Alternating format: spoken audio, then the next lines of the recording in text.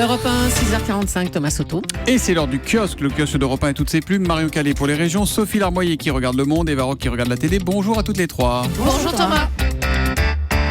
Alors vous redoutiez peut-être de découvrir ce matin une presse repeinte du débat d'hier soir. Eh bien manifestement, les journaux sont comme tout le monde, ils ont trouvé ça plutôt ennuyeux. Du coup, ils y vont doucement. Alors il y a bien le Figaro qui se réjouit d'avoir vu un débat fastidieux pour une gauche à bout de souffle, ou encore aujourd'hui en France qui donne des notes aux candidats. Alors ça va de 7 sur 10 pour Benoît Hamon, pugnace, Emmanuel Valls, solide, à 2,5 sur 10 pour Sylvia Pinel, qualifiée de transparente.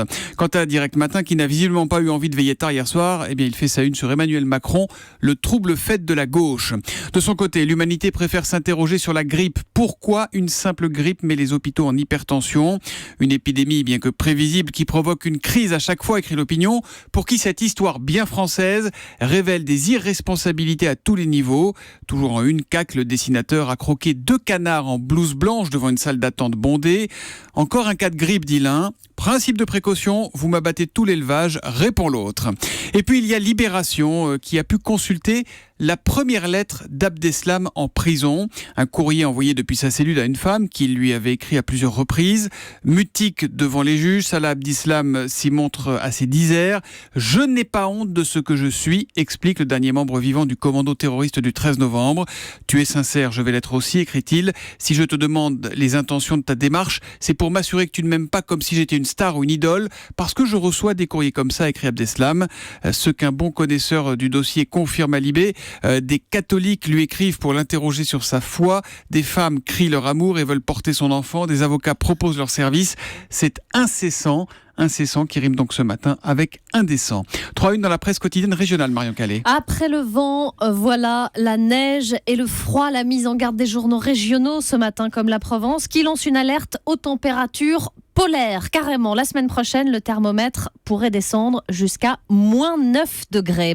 Le départ surprise de Noël Mamère à la une de Sud-Ouest. L'élu de Bègles annonce qu'il abandonnera tous ses mandats d'ici au mois de juin. Il évoque un besoin de renouvellement et dit ne pas vouloir être pathétique en s'accrochant à ses mandats de maire et de député.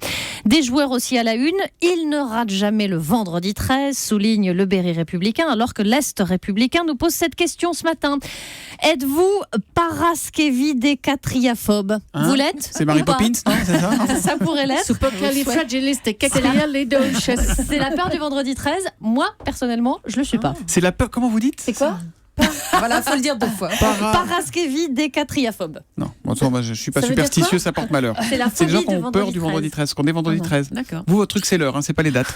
L'histoire du jour, c'est celle d'un salarié qui travaille, entre guillemets, à la maison. Ah oui, salarié, il l'est, à la maison aussi. Mais travailler, c'est peut-être pas tout à fait le mot, parce qu'en réalité, l'entreprise au sein de laquelle il travaillait à Brest a fermé. C'était en octobre 2015, il y a 15 mois. Et depuis, il est payé à rester chez lui. D'autant que même s'il le voulait, il ne pourrait pas retourner dans son ancienne usine. Les bâtiments, racontent aujourd'hui en France, ont été revendus il y a 15 jours à une entreprise locale. Alors officiellement, Serge Roudot est en dispense d'activité. En réalité, il a contesté par 2 fois sa procédure de licenciement. Et par 2 fois, ce délégué syndical et secrétaire du comité d'entreprise a eu gain de cause devant l'inspection du travail et devant le ministère. On me propose, explique-t-il, un reclassement sur le site de Chartres, mais ça ne me convient pas. Je vais avoir 60 ans, souligne-t-il. Serge continue donc de défendre ses droits et ceux de ses anciens camarades. Et il continuera, même si une procédure de licenciement est en cours et qu'une décision doit être prise le 31 janvier prochain. Voilà donc pour cette histoire que vous avez trouvée dans Aujourd'hui en France. Aujourd'hui en France. Toute la presse marocaine s'en fait l'écho cette semaine, Sophie Larmoyer. Les autorités marocaines ont interdit purement et simplement la fabrication et la vente de la burqa. C'est ce voile intégral musulman un peu à l'afghane. Oui, ça a commencé par des rumeurs qui agitaient le royaume en début de semaine. Se dirige-t-on vers une interdiction de la burqa ? Questionnait le site du magazine Tel Quel. Il y avait ces infos qui perlaient dans la presse à Casablanca, à Taroudan dans le sud. Selon le site marocain d'information qui s'appelle Le 360, depuis dimanche, des caïds, des agents d'autorité faisaient le tour des fabricants de burqa pour les sommer de cesser leur activité. Ils avaient 48 heures pour se débarrasser de leur stock de vêtements dont la confection devenait par ailleurs interdite. Mais ce sont des rumeurs ou ça a été confirmé officiellement, ça ? Pas officiellement, non, mais le 360 cite sans le nommer un responsable de haut rang du ministère de l'Intérieur qui confirme l'interdiction totale de l'importation, la fabrication et la commercialisation de ce vêtement dans tout le Maroc. Sur une éventuelle future interdiction du port de la burqa, le responsable en question est resté évasif. Selon le site d'info, ce sont des raisons sécuritaires qui sont invoquées, des malfrats ayant à maintes reprises utilisé des burqas pour perpétrer leurs crimes. Ça coûte pas cher une burqa au Maroc, l'équivalent de 6-7 euros. Alors que ces raisons sécuritaires soient vraies ou fausses, ça n'a pas plu à tout le monde au Maroc, cette affaire. Non, et pourtant la burqa est très rarement portée au Maroc, ça reste marginal, mais le débat a rebondi toute la semaine. Les milieux islamistes s'insurgent évidemment. L'hebdo tel quel cite un militant salafiste qui dénonce une décision affligeante, la comparant avec la vente de mini-jupes qui n'a jamais été interdite. On retrouve les mêmes polémiques finalement, comme à chaque fois qu'il est question d'interdire ce voile intégral, mais cette fois c'est dans un pays musulman dont le roi Mohamed VI veut promouvoir un islam modéré. Voilà, donc dans la presse marocaine, ce qui fait l'actualité ce matin, on allume la télé, tiens, ce soir, 20h55, ça doit être bien à mon avis. Oui. Eva Rock. Oui. Michel Morgan, Une vie, c'est sur France 3. Oui, imaginez-la, elle fixe la caméra de ses grands yeux, elle a les cheveux courts faussement décoiffés, c'est une beauté absolument incroyable, et dans un sourire, elle raconte la petite fille qu'elle était et qui rêvait de devenir actrice. J'étais un horrible garnement quand j'étais petite fille.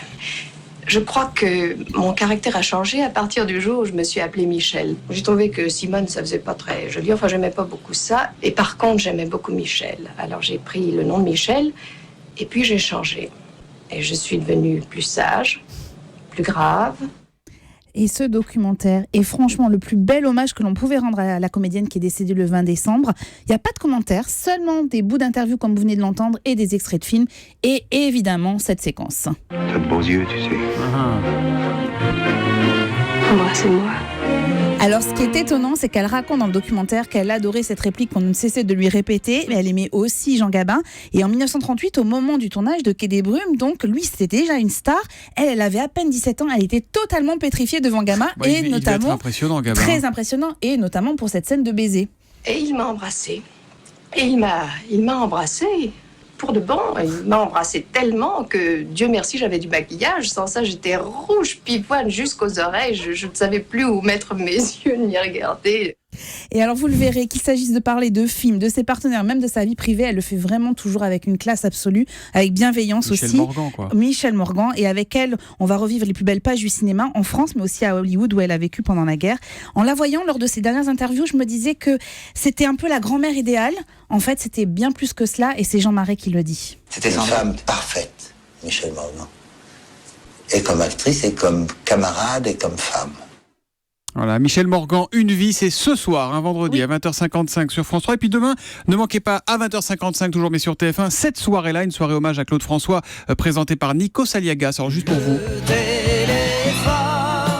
Et vous savez qu'on sait enfin pourquoi le téléphone pleure. Vous connaissez l'histoire ou pas? Non. Eh ben il pleure parce que le kiosque est fini. À lundi. Oh là là là là.